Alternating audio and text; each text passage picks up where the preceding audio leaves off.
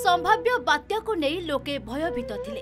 गतकाली ठारू टळिछि बात्या, मात्र वर्षा को नहीं चिंतारे चासी। ए 2 दिन हला भद्रक जिले में तुहा को तुहा वर्षा जारी रही। गतकाली रातिरु अविश्रांत वर्षा जारी रहिबा जोगु जनजीवन अस्तव्यस्त होई पड़िछि। मुख्यतः धान फसल को नहीं चाषी माने चिंतारे अछंती। वर्तमान धान अमलर समय जमी रे हेक्टर हेक्टर पाचिला धान पड़ी रही। एबे बहुमात्रा रे पाचिला धान जमी रे कटा होई पड़ी रही। प्रशासन सतर्क सत्य मध्य सेगुड़िक खड़ा को आनिबा संभवपर होई नहीं। ए लघुचाप जनित लगाण वर्षा जारी रही थिबारु चाषी कूल मनरे छनका पशिछि। प्रथमे गजा मरुड़ी स्वल्प वृष्टिपात परे बन्या परिस्थितिर सम्मुखीन होई चाषी जो धान फसल अमल करिबार लक्ष्य करिथिला ता संपूर्ण फिका पड़ी जाइछि। समुद्र उपकूलवर्ती अंचल चांदबाली, वासुदेवपुर, तिहिड़ी, भंडारी पोखरी और धामनगर ब्लॉक रे प्रबल वर्षा जोगु चाषी धान जमी रे भासुछि। वर्षकर दाना आमर चलीगला छुआ पिला केମିତି बंचिए आम किसी मथा किसी काम करूनी लोन करके चाष करूँ दुनिया बर्बाद हो गलु। हाँ आज्ञा पूरा तो गजा तो हो गलानी अच्छी कौन गजा हो गला अमल बर्तमान हो पारे। बर्तमान जो परिस्थिति पानी सुखला बेलू धान नष्ट हो बर्तमान पानी धान कियार पानी किया धान कियार पानी आंठी पानी जमा रही धान तापर पड़ी पानी चढ़ी जाइए सब धान कटाला बेलू नष्ट हो धान अमल करहबनी। मेसीन मध्यम जहाँ कटा जाता मेसीन मध्यम भी धान काटी हम नहीं। बर्तमान कियारे पानी मेसीन चली पारनी मेसीन चलला बेलू धान भी नष्ट हो अवस्था शोचनीय। धान बिल उपर सब पानी माड़ी जाइए धान सब गजा हो गला। चाषी कूल बर्तमान हताश। चाषी की सरकारी सहायता आवश्यक।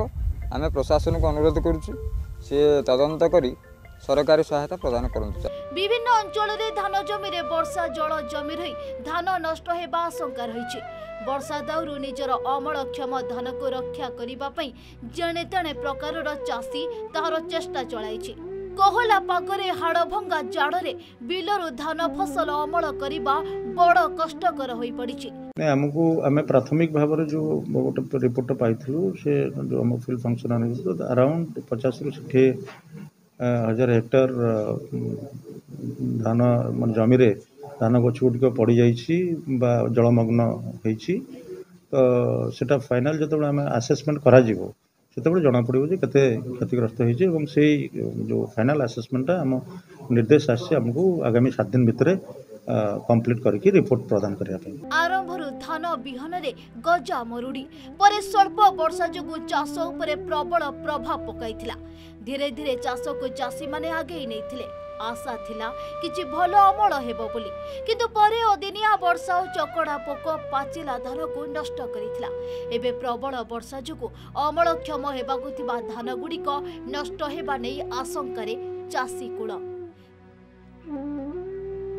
बात्या जवाट टली जाइछि हेले 3 दिन धरी अविश्रांत वर्षा चाषी बापुड़ा बर्तमान मुंडर हाथ देछि। जो 3 दिन धरी वर्षा होता यही वर्षा धान कियारी 6 इंच रु 3 फुट पर्यंत पानी तलिया अंचल ठाकू आरंभ करी उपकूलवर्त अंचल चाषी मैंने अद्भुतपूर्ण क्षति सही बेले उपर अंचल चाष जमी 6 इंच रु फुटे पानी जहाँ धान अमल करिया अवसंभावी हो पड़ी। गोटे पटे धान कटा मेसीन चलो ना पानी न सुखिया पर्यंत धान कटा भी जापरिनी। यही दृष्टिकोण चिंता कले धान अमल बेलू को 70-80 भाग धान बिलरे उजुड़ी जीव। जहाँ को नहीं चिंतार चाषी राज्य सरकार पक्षर उपयुक्त तदंत करी दृष्टांतमूलक पदक्षेप नबार आवश्यकता रही जहाँ चाषी मान प्रतिक्रिया रही। भद्रक संजय दास, कोणार्क न्यूज।